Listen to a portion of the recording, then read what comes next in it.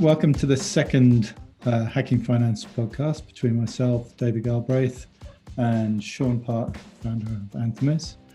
And this time, the plan was to talk about embedded finance, which is a term I first heard Sean use years and years ago, maybe 5 years ago, and which has suddenly gained currency, and which has gained currency and really captured people's imagination. But we actually think that it's actually a bigger deal than what people have made out. And so I'd be curious to start with is like how you would see the public perception of embedded finance versus how we see it. Certainly I have a view as well, and I can chime in maybe after you, Sean. Yeah, I think it's pretty heterogeneous. So I imagine when you say public, you mean, sort of industry insiders, startup founders and employees and venture capitalists, etc. Because I'm not really sure, what the man on the street or woman on the street would think of embedded finance. But I want to put a pin in that because I want to come back to that because I actually think it's important in terms of thinking about how things might evolve. But, and it, the risk of,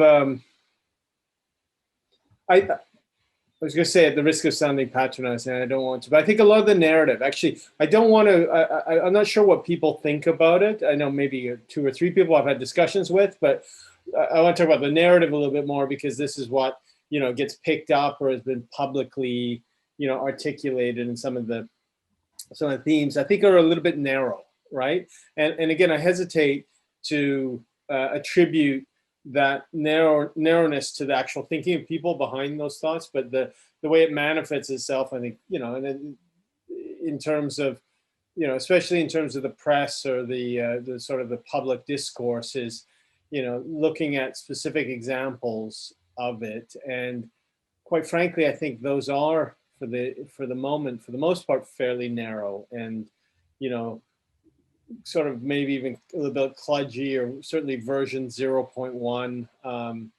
And it can be a little bit reductionist. So what do I mean by that? I think, when a lot of the narrative, at least in the last 12 months, has been around the rise of financial infrastructure as a service. Nobody actually says that, but they say banking as a service or insurance as a service or payments as a service. But if you take that group, and then in that context, point to very specific examples of, payments is probably the one that's the most ubiquitous and furthest along about, payments being embedded in the various different services that we use in life. And the apocryphal, the sort of the classic one is Uber or Lyft or the ride sharing companies, and now what Eat or any sort of consumer good where the payment is deeply embedded in the user experience, usually via a mobile app.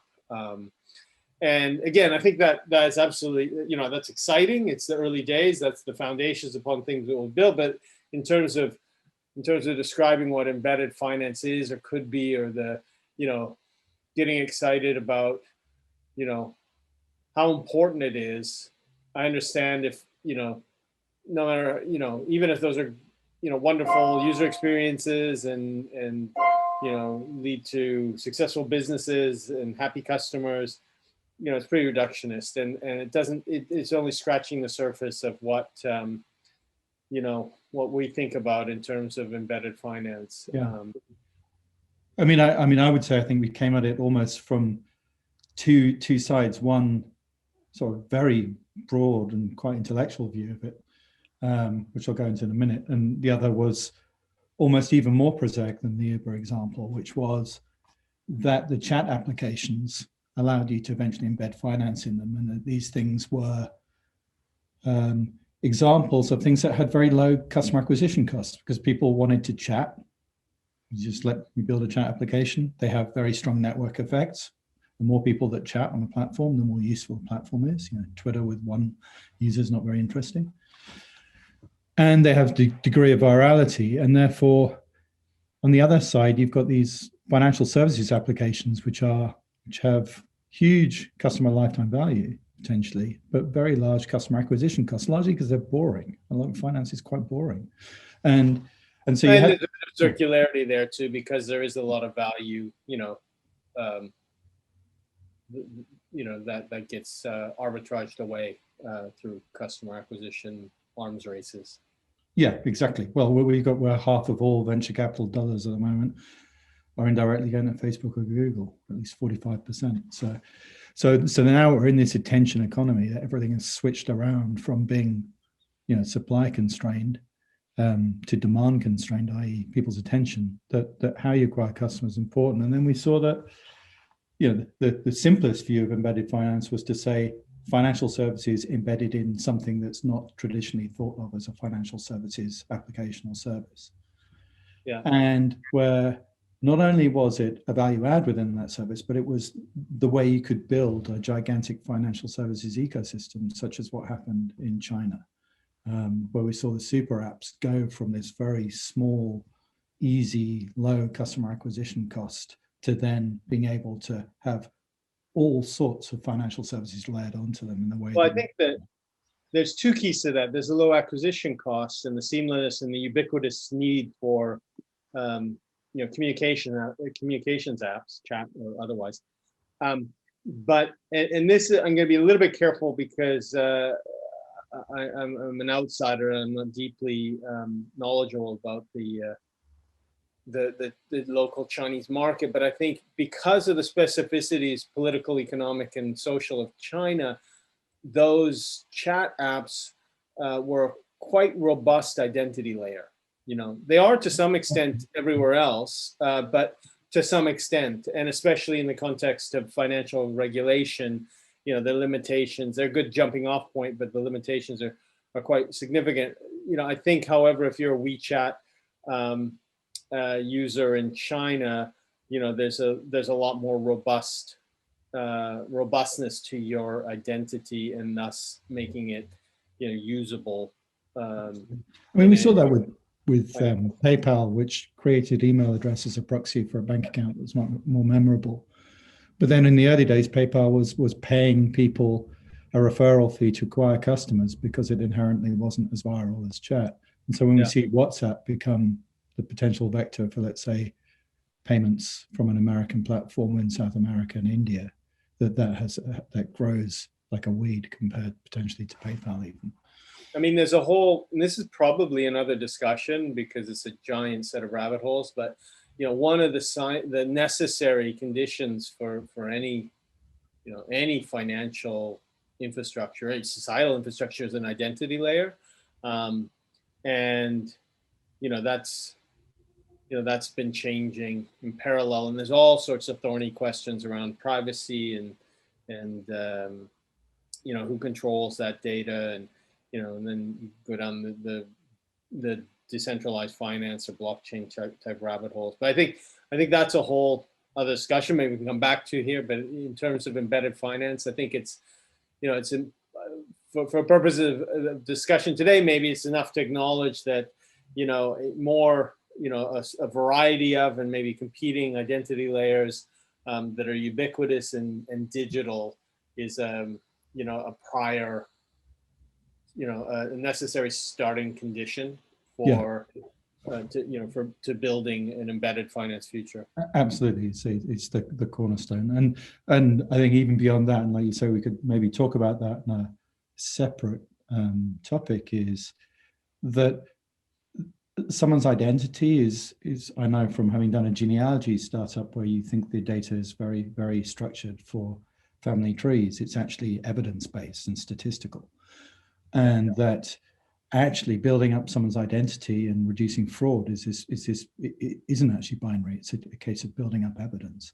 And that as we replace this with biometrics and things that are not forms that fill in with name, address, and phone number and things like that, that we look at a completely different view of the world for finance, which maybe has no forms in it at all, where everything is statistical and evidence-based. And we see the thing that I'm most passionate about is the complete sort of elimination of the world's bureaucracy, which has been this ridiculous repetition of people mapping the same structured data over and over and over again into millions of forms, and the sort of Isn't that the origins of my Greek mythology is not very good, but isn't that what Sisyphus was doing? yeah. I mean, it is Sisyphean, the entire task of all bureaucracy, and that's why I think what's so exciting about some of the machine learning approaches and seeing UiPath and these enormous sort of bureaucracy extinction machines kicking in, and we can and I see that maybe we can talk about that at the back end of embedded finance, i.e. the infrastructure. And maybe I can kick off with that. We talked about the original idea of embedded finance as in things embedded in non-financial services applications. I think the broader and more intellectual view of it, and I think is definitely aligned with some of the things you've talked to me about, Sean, is that you've always seen the world in terms of flows, and that the flows of information and capital, and I think we can maybe even talk about energy, are changing. And then we saw that the flows of information were changed structurally by the internet. They became a network. So even within organizations, you didn't have top-down information flows because everyone had their channel, if you like. And so when you apply that topology to financial services, you get structurally different financial services. And so embedded finance at the infrastructure side, the things that provide the tools to embed finance ubiquitously everywhere, become more like a network. And therefore it's the internet of finance, not just finance on the internet. And so I know that you have strong views about infrastructure and how that's playing out. What would you? Yeah, I mean, I think the way I came to it, and this is maybe, if there are any scientists or engineers out there, and I don't mean computer engineers, I mean, chemical or electrical or materials engineers out there, they're going to probably, take umbrage at these metaphors or analogies. But, money is just a form of information, right? Finance is just a system to transfer information. And, information and energy, right? And so I got to thinking where, what are the fundamental infrastructures that underpin our society? And actually, in some ways, and I don't want to sound too, trying to create some grand unified theory, but even if you think of, our ecosystems, our ecological ecosystems, the planet, it's, energy comes in from the sun and then gets distributed, through the biosphere as energy and information flows, super macro level. And so, it got me thinking that these systems, energy and communication systems, and finance just being either a made layer on top of that, or actually just maybe a specific view of actually information systems. And that's an interesting philosophical debate, but I don't actually think is even necessary to have a strong view on that. If you sort of accept that it's either a parallel system or a version of those fundamental systems, they are, and we're a little bit more advanced in that sense as a society. They are embedded, and have been for, let's say, maybe 100 years, certainly 50 years, into the fabric of our economies and our societies. And it's a bit of a simplistic example, but I use the example of electricity, for instance, or power. You turn on, you plug in your appliance or your computer, or you turn on the light switch. You don't have to think about every time you want to consume energy, going to the producer and then the distributor, and then, okay, I need 16 kilowatts for 4 minutes, and that doesn't exist. And you're smiling, but 100 years ago, when electricity or the electricity networks were just starting to be built, it was sort of like that, right? And you built your own generator, and and that was probably around the turn of the century, turn of this century. I sort of had this epiphany with the, it was very much in the context of the euphoria of the internet boom and then bust, but this sort of endless optimism about the future, where it was clear that these ubiquitous compute and communication technologies that were being invented and built, and because of Moore's law and other sort of similar laws, could be projected with a high degree of fidelity, decades into the future. It seemed clear to me then that finance, and finance was undergoing, or probably had undergone, but not so long ago, like in the 70s and 80s, transformation from a physical business of, literally stock certificates or bond certificates and, mainly cash to a digital world. And it was a very much a version 0 of that, but, certainly in the world that I lived in and grew up in professionally in terms of the bond markets, from day one, it was all dematerialized. You were just trading zeros and ones, virtually. And so, there was everything was in place to say, okay, at some point in the not so distant future, not overnight, because these are massive systemically critical infrastructures, but at some point in a knowable non-science fiction-y future, finance will evolve to disappear and just be embedded like electricity or communications. The same, you could use the same simplistic analogy about, making a phone call where you don't think about all the embedded technology and infrastructure that's behind that. And then the last thing, this was touched on earlier in terms of generations, is I think, and this is something that I sort of stolen as a mental model from Carlota, for this to really happen, it will be generational. So people our age, even people like us who, are fortunate enough or not to have, to be able to think about this all day long and sort of be imbued in it, it will always be this thing, like this different way, and maybe we're really excited about thinking about the world. But for our children, let's say, and I think it's about that, especially your children that are a little bit younger than mine, maybe my youngest, they're going to grow up in a world where I think the technology of embedded finance will be fairly ubiquitous in about 10 years. And they'll be coming into young adulthood. And, they might be like us, sort of in terms of remembering a pre-internet world, but being of the internet world. Well, they'll remember a pre-embedded finance world, but they'll be of the embedded finance world. And then their children or the next generation will just be like, they won't be able to imagine, a little bit like us, that, one day, they're, it's like us with electricity.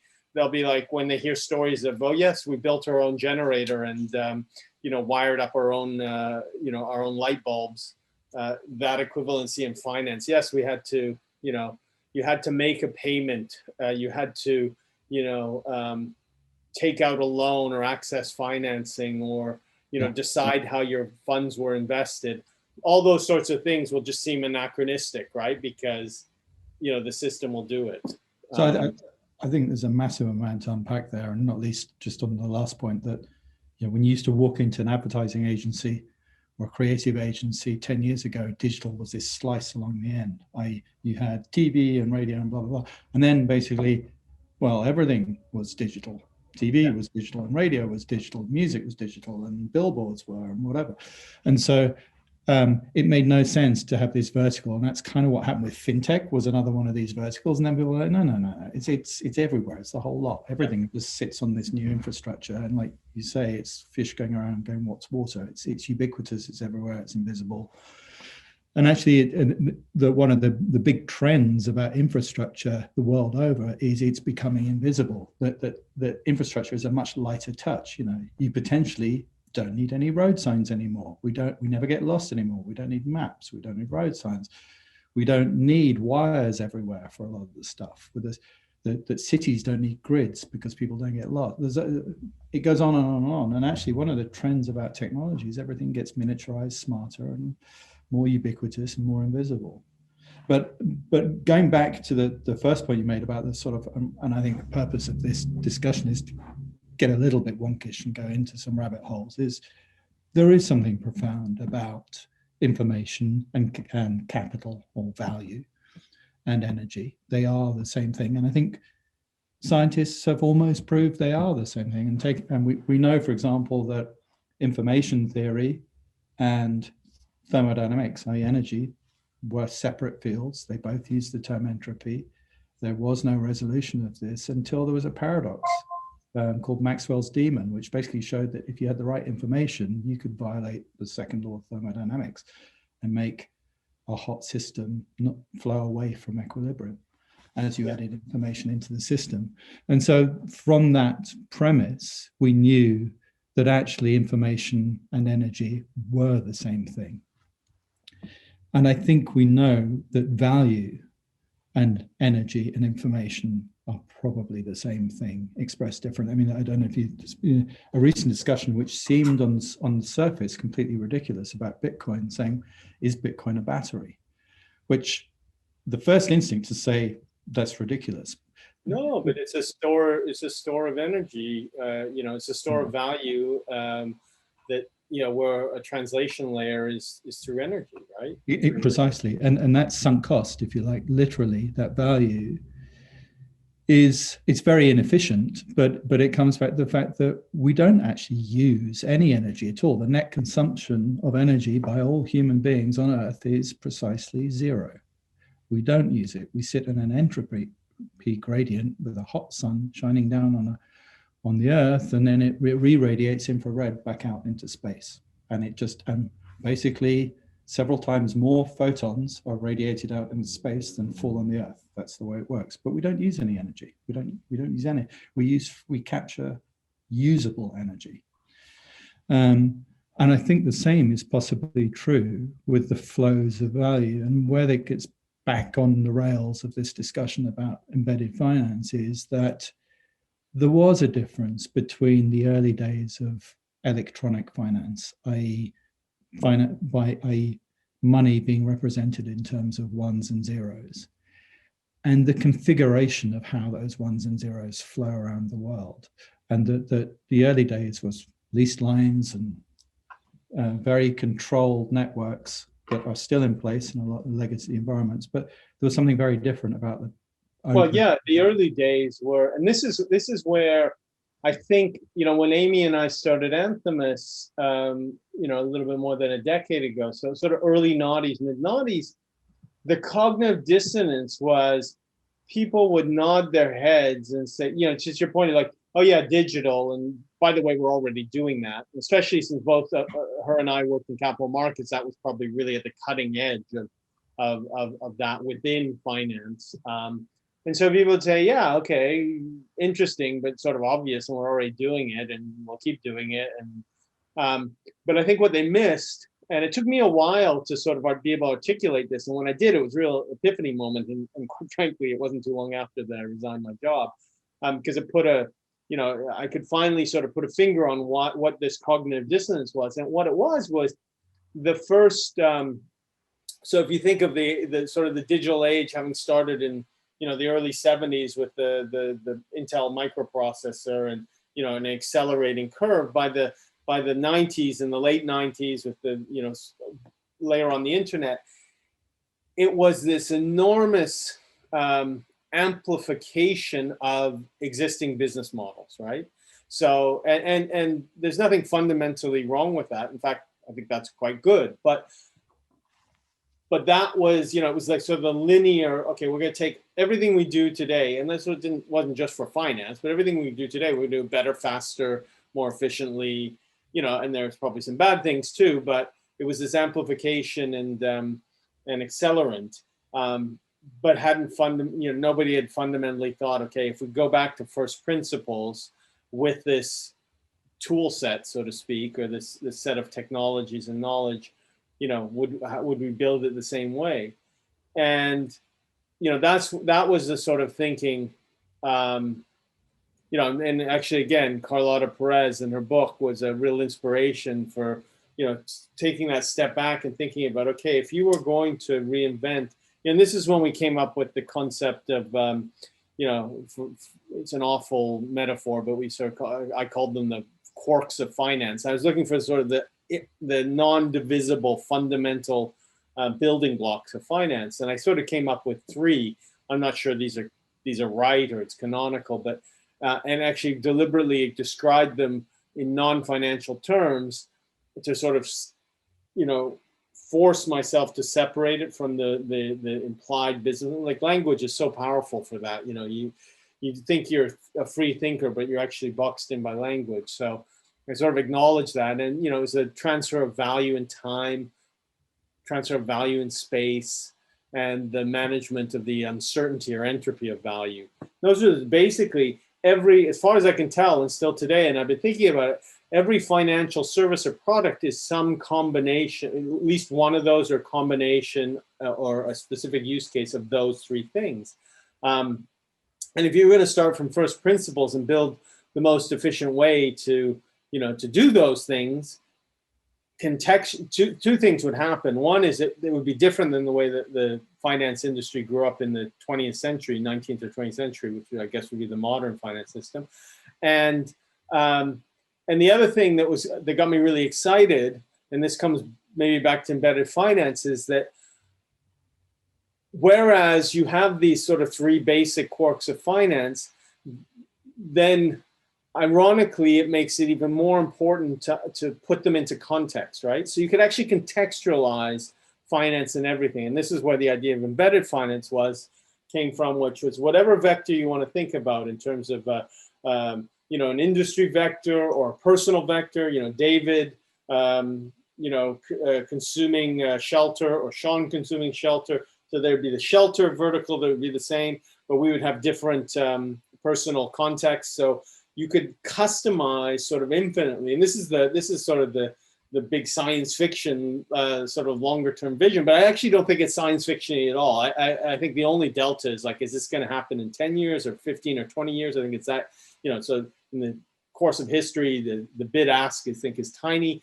And having thought about it over the last decade, I actually think the timing of when we'll sort of flip to that kind of a world probably has more to do at the micro basis on what I was talking about, generational change and sort of cultural acceptance, rather than the technology. The technology will get us there. We're almost there already. In 5 or 10 years, we'll definitely be there. It might take a little bit longer for folks like us to die off, and for it to become ubiquitous in terms of and that was really exciting. But at the same time, the second part of my epiphany was, I feel super fortunate. I grew up working in investment banking and capital markets in particular, and it gets caricatured a lot. And I grew up in the 90s. This is the Gordon Gekko era, and and those are caricatures, but like all caricatures, directionally correct. But there was a lot of smart people in that industry. It's self-selected for a lot of sociopaths too. Hopefully, I was in the former camp and not the latter camp, but.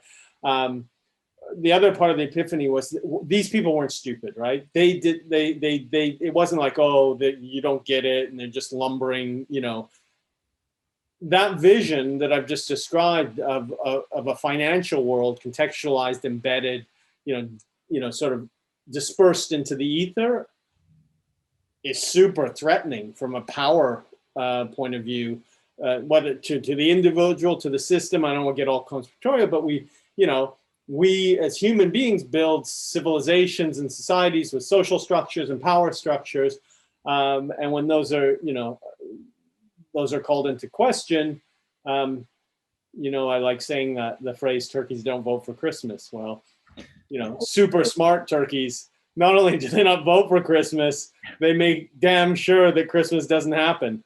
Although I mean, speaking to that, and that sort of whole wave of decentralization sort of speaks to my background, having come from sort of .com San Francisco, where after the .com crash, there was out of the rubble emerged the O'Reilly peer-to-peer conference, which became Web 2.0 conference, was based around these sort of decentralized file sharing networks, of which Napster became the biggest. And then you've got the guy who founded Napster becomes president of Facebook, the most centralized application on earth. And part of it was, these decentralized things decentralized cash, whereas the centralized things didn't. And so I think we're seeing the same happen with the sort of the decentralized. I think all of the intellectual experience has been around financial services in the sort of more recent period, the internet. and it very like information being Napster, file sharing, and blah blah blah, has been around this idea of decentralized finance, and starting the crypto stuff and to where it's got now. But I can't help feeling that the end game of this is, well, it's the Chinese central bank issued currency and DCEP or whatever, that becomes the money. Of course, the money supply is not coins and notes. So I think the jargon's M1 money supply. If that becomes digital and it's controlled by the central bank, well, what is that decentralized stuff? And to my mind, it is again highly centralized, but it makes it much more. But anyone can join on a technical basis, i.e., what the Chinese digital currency does is it goes beyond its borders immediately as soon as they say yes. So if the Chinese central bank says to someone in Nigeria, you can build a wallet, the technical issue of building a wallet is unstoppable, because there is no infrastructure. It's just sitting on top of the regular internet. And B, it's once you've been given permission by the central bank, the technical challenge is completely decoupled from the permission to actually use the currency. And so that in that way, I think it becomes highly centralized. And I think maybe we can talk about, because I know what I've been looking at lately is what's just to pause on that for a second. I don't know if it becomes highly central. I agree with you, but I actually think, and I'm remembering a conversation. I'm looking across the lake right now at Lyft. Remember in the olden days when we had physical conferences? And Lyft is actually quite old. It went away a long time ago. But I remember in the lobby, so this would have been, I don't know, I want to say like 10 years ago-ish, maybe 8 or 9. And I was chatting with Isabella Kaminsky, who, was a fantastic contrarian and, provocateur. And we were talking about currencies, and I don't know how I fell into it, because I certainly wasn't planning to talk about it, but I sort of said, and maybe it's again her sort of natural, contrarianness, and I said, well, the future is a world of sort of infinite number of currencies, right? And each one of us or any context can have a currency, and this is obviously before Bitcoin, and I had no idea how that would manifest itself. But again, it was this idea that it was coming from this idea that finance was just zeros and ones, and it was going to become ubiquitous and embedded in everything. And then she said, well, that's just going to be chaos. I said, no, but in that kind of a world, like anything else, where there is, this sort of, infinite or very large numbers of, it'll be a power law, and that there'll be a currency, call it the dollar, let's say, or maybe it's the yuan or whatever, maybe it's something new, the euro, but they'll in those millions of currencies, currencies right now are one-to-one mapped to nation states, but in a digital world, David could have a currency. And in fact, you sort of do today. It would be that the hacky version is your credit rating, is the central bank of David or Sean, but you'd have this, and then even for us individually, that's aligned to people, but there might be aligned to things or what have you. Anyhow, imagine this world where there's, I don't know, maybe not an infinite number, but certainly billions, if not trillions of individual currencies, but none of these currencies are this was trying to get her out of and I think she got it. And it was a really interesting discussion, but it was these are all electronically and algorithmically mediated. And, they're actually just algorithms for the exchange and transfer of value, right? In space and time. Yeah. And so some of those algorithms will be, more or less dominant. And I said, there'll probably be a power law, and you'll actually have a world where, and I think we're halfway there, where, essentially there's 3 or 4 currencies in the world, and all the rest of it are only local manifestations of those 3 or 4 currencies. And if we look at getting back to the idea, when we know that entropy, for example, is a relative measure, it has no units, and it's really looking at one microstate relative to a macro state. And so if you think about that in terms of hot to cold, which it is in thermodynamics, and in money flows, it's basically perceived value to another person's perceived value. And so actually the inaccuracy and the amount of noise in the system can actually increase the liquidity. So if I think a gold bar is worth a penny, there'll be a lot of liquidity. A lot of people will want to buy that gold bar for a penny. So the transaction flow is almost instantaneous because there's that asymmetry. And so I think building into these systems, like you say, multiple overlaying currencies, etc., in these complex ecosystems that no one can really get their head around, what's important is that there is actually no consensus on value, that there is, that otherwise everything freezes, is that for some things, some people will perceive the value to be different for all sorts of reasons, whether it's specialization or whether it's just information inaccuracy. I'm laughing now because you just gave an entry, because it's February 2nd, 2021. And if we're doing a podcast or a video, I know where you're going. We have to talk about GameStop because it's the only. But that's a perfect example of a liquid market where there isn't any information gradient, and then it just breaks down, right? And when I say breaks down, it's not value judgment on whether it should be here, but like it's unidirectional, and there's no robustness to it. And anyone who's grown up in financial markets, especially capital markets, sort of implicitly, and probably most of the ones that done well, explicitly knows that that's super important to have this heterogeneity of interests, and not heterogeneity in terms of there's a bunch of smart people and there's a bunch of dumb people. I remember naive, very young bond trader.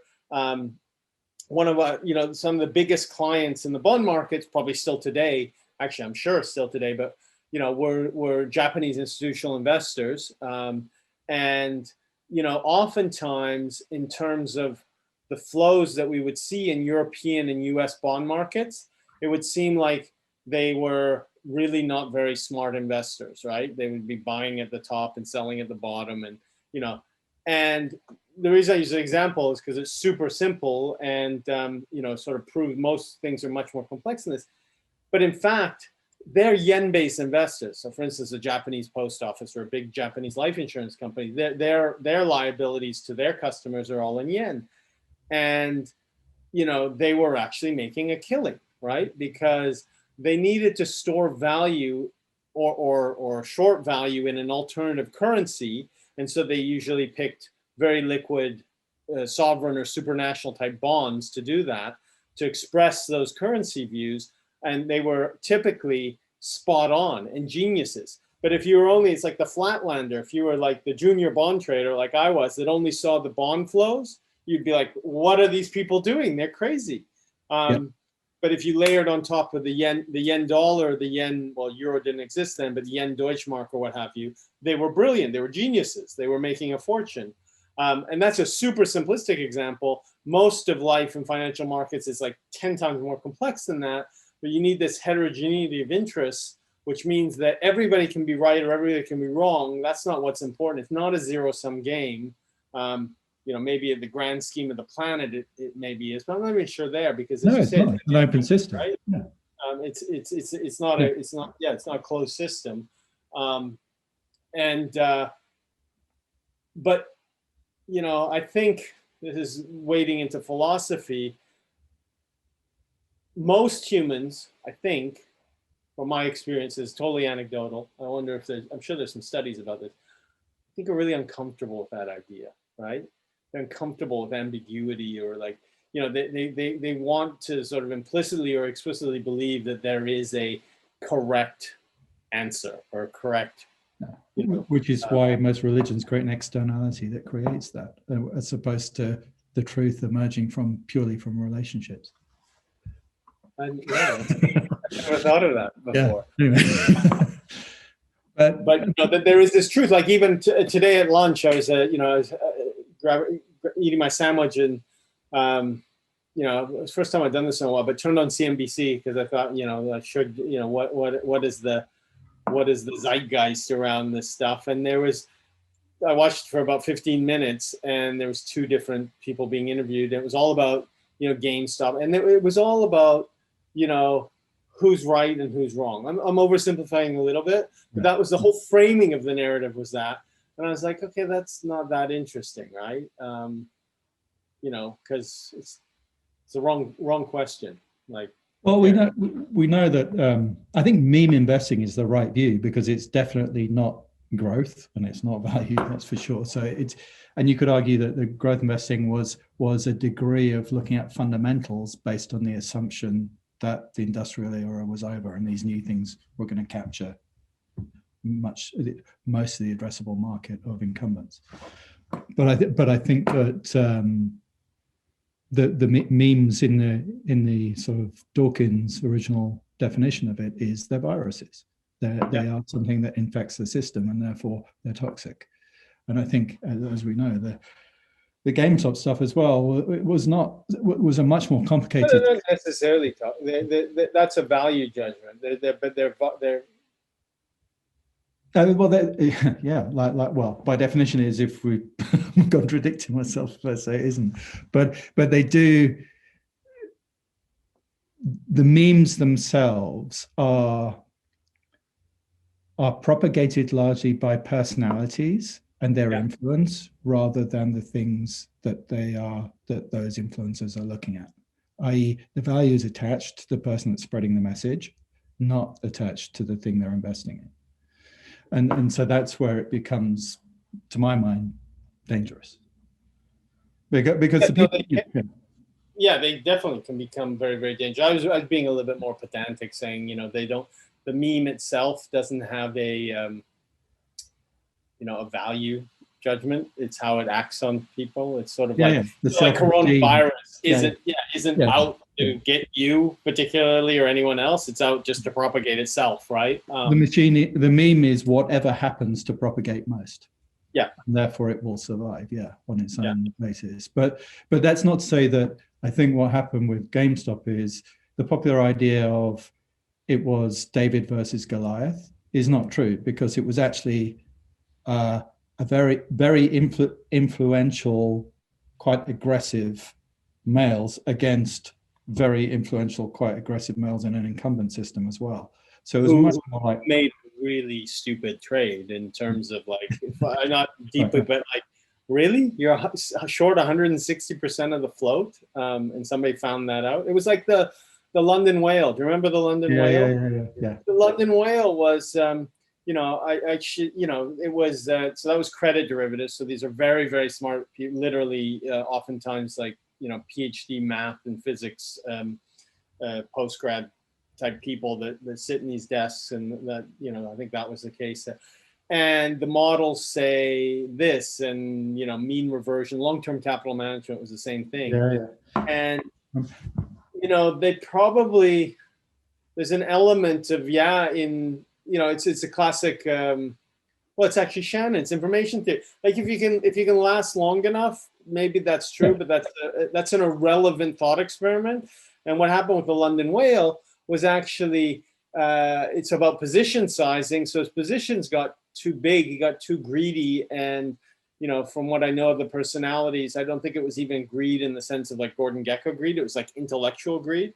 This math is correct, and so I'll just keep going. They both seem to be playing different games of musical chairs. On the one hand, you had people who had borrowed more stock than there was to borrow, and on the other side, you had people who didn't have enough influence. I.e., once the pyramid had reached where the cohort had no followers, then you knew that meme wasn't going to spread anymore, and they were going to therefore be holding the bag.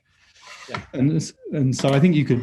I've been looking at it. You can definitely, when they moved on to silver, you could see a kick in Google Trends on silver. Silver price was kicking up, so it's definitely. But there's nothing new, and that's the other thing too. So in that context, this is technology just amplifies and accelerates it, so it all plays out in 3 days instead of 3 months, right?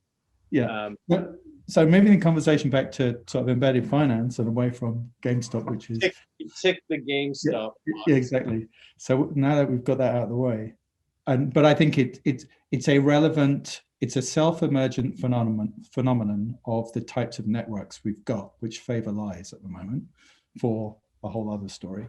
And so the configuration of the infrastructure and the end game of that for financial services has, to my mind, different potential models. And what's super interesting at the moment is we're seeing, a bit like Ben Thompson identified in Stratechery, there are 4 internets now. There's the US model, there's a European model, there's the Chinese model, and there's the Indian model. They're all structurally different. The one I'm most excited about is India, because I think it represents where there's a resolution between the infrastructure providers, the money issuers, and the technology companies, the information distributors. That's where the three things, the incentives are all aligned. I think the others are complicated for different reasons, but they are, in terms of embedded finance, it's very important to think about what is the configuration of the actors and what plays out. And I don't think Europe or the US become like India anytime soon. And so what's your view in terms of that? I mean, to sort of kick it off with a provocative thing, it's pretty clear that what's happened in China is the platforms became that fintech became the thing. Yeah. That therefore it became systemically important for the Chinese government. And the Chinese Communist Party decided that they were worried about the size of these platforms and they needed to rein them in or bring them under control. And potentially what you see there is government control of these large platforms and the issuance of the Chinese currency, and that influence spreading abroad through the Belt and Road Initiative, where transactions happen through Chinese digital currency, and potentially a sort of very slow, gradual easing off the dollar and promotion of their own currency. Yeah, and quite frankly, there's a lot of analogies, in a completely different, certainly a different technological context, but there's a lot of analogies with the rise of the US dollar in the 19th and late 19th and 20th centuries, right? As a global unit of account and everything that goes with that. When you're settling trade and all the advantages, this sovereignty and otherwise, that go with that. So. And I don't think anyone is, not the least the Chinese, but I don't really think anyone is naive to that. Their ability to marshal a very explicit and, well executed plan at that scale is something that's unique to them. And, it comes with lots of, then it gets into politics and philosophy and civilization, but it's the same sort of societal organization that allows you to build like the Three Gorges Dam or build a high-speed railway network, in 5 years when it took France 40 years and the US 400 years. Maybe they'll put the last spike in the US, when there's flying cars everywhere and all the rest of it, but there'll be an Amtrak. In fairness, I'm a big fan of the US railroad network because all the freight runs on it nice and slowly with lots of inertia and gets it off the roads. And maybe that's the appropriate thing that should run on rails and that kind of infrastructure. That's probably right. Yeah. Compared to China, and only 6% of European high-speed or passenger miles are spent on the rail network, which cost a fortune. And actually, as we saw in France, they went on strike to stop freight. I think kind of France. This is our favorite topic. That we can do a whole separate. I think we should do a whole one on France, which might jeopardize my citizenship that I'm applying for. France is like the Hunger Games, right? It's like this is dead end, right? That was just the whole Hunger Games, just a metaphor for France. But anyhow, all the trains go in and out of Paris. So, we could do a whole, but definitely mapping, actually, no joke, that these infrastructure topologies to real things. The internet is more like the road network. You build this infrastructure and it costs kind of nothing to drive on, and you build businesses alongside it. What I think is interesting is, so there was this, the catchword of the last sort of the last 30 years or whatever, was globalization, Davos world, and the financial system, certainly the institutional financial, but even the retail, it had sort of national instances, but there was an increasing homogeneity around the world, and part of that is logical if I'm even directionally correct about finance fundamentally being these three risk forks. So there's only so many, a loan is a loan is a loan, a payment's a payment, a payment, but you had this sort of increasing homogenization. And I think I agree with you. And you talk about the internets, but if you think of finance as an infrastructure layer, and then service layer. I said the other day, we were chatting about this with the embedded finance and sort of banking as a service startups was the specific topic that the journalist wanted to talk about. And the way the sort of pithy way of framing it is that in 10 or 15 or 20 years, the whole financial stack is going to be a series of APIs, right? And I think to your point, in terms of these different regions of the world, what could be the case is, there'll be different infrastructures or rails underlying those, very specific. But then on top of that, paradoxically, it might be easier in that future, and this future isn't that far away. It's sort of, you can see the outlines of it today, to build a global product, whether it's consumer or business or whatever, but use case product, even again, to try to abstract language away from it.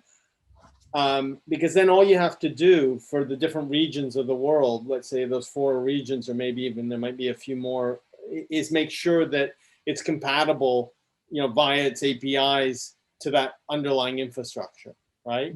But unless the API itself is just so different. I mean, to my mind, for example, Jio, the telco, is the API to India at the moment. So if you want to deal with India, Jio's owner is so politically influential, he'll sort out so basically, precisely. WhatsApp, as we discussed before, WhatsApp could not go to market in India on its own. Potentially now you've seen a massive amount of investment through Jio, this telco, through partnerships. This telco is a fundamentally different business model, which is they're just selling data, not minutes. And they're not trying for any value add, but they want a rake from the people they partner with. And therefore, but that seems like a logical setup to me, where they're now saying in India, no front end, like let's say a WhatsApp payment system can own more than 30% of the market. Everyone goes through a government-backed payments rail, payments API, and then the provision of the infrastructure and the people who deal with the tensions between government is this telco, which then has resulted in, from nothing a couple of years ago to 400 million users. It now has the world's lowest broadband data costs, apart from Israel, actually. So you've got, to my mind, like the perfect setup, and I think that's why US platforms have got so excited about it. But as we've seen, there are other opportunities opening up in India, particularly around ed tech education, where you've got 125 million people speaking English, and that's predicted to quadruple. So you have this enormous opening up of this Anglosphere extension by proxy, and to my mind, it's super interesting API model. But that API model is philosophical, i.e. the Geo is not really an API, it just acts like one. Whereas in Europe, as Jan, who another Anthemis partner, points out, the fintech landscape is dominated by, I couldn't get my head around. I was asking him, what happens in Europe? And he said, well, it's baseline shift in regulation, i.e. new things like SEPA, or for very fast payments, or open banking, change the ball game slowly, and then new actors appear. And as he pointed out, Klarna is the biggest buy now, pay later operator is Klarna. So I think that's super, that line of thinking from a very practical point of view in terms of deploying capital is super important, because again, I think I'm oversimplifying, but until very, very recently, business models in finance, you might have to instantiate them locally for regulatory and capital and tweak them culturally, but essentially you could really copy and paste them. Whereas I think going forward, that's going to be, there's going to be an intermediate phase, maybe until we get to this new world where everything's an API, and then you can play where you want to, don't play where you don't want to. But in this intermediate phase where business models that work in India won't necessarily work in Europe, or that work in Europe won't work in the US, or maybe Absolutely. work is too strong a word, but certainly in terms of local optimums, Yeah. the same kinds of businesses won't be successful. And it has to do with what you said. I think it'll have to do with the regulatory, institutional, and technological infrastructure layer being fundamentally different. Yeah. In these regions, and increasingly so. Absolutely. And where components of them cross borders. So we see that, let's say, the Chinese central bank digital currency is used for Belt and Road Initiative payments in Africa, let's say, and where in India, Facebook and Google are the front end, but don't dominate. Yeah. Whereas in the US, they dominate. And then in Europe, maybe the status is that, yes, the US platforms dominate that front end a bit like they do in India, potentially, but the amount of power they have is sapped by the fact that there is more power at the API level or at the level of the regulated entities for the utilities. Yeah. No, I think that's right. So I think in summary, my view, and then I'll let you close your view, is embedded finance. The end game of embedded finance is on the front end. It's very straightforward. It's by definition, the internet business opportunity was about how to capture network effects and virality, because that's what the internet did. And therefore, fintech was about how you got things that grew very quickly, had some kind of identity, and allowed you to layer some kind of financial services based upon that identity. And that led to the super apps in China, for example. At the back end, I think there are different regional models, and the components, the actors they flow between the different continents, but they play different roles in each of the four main regions that have different models. Yeah, I mean, I think that's right.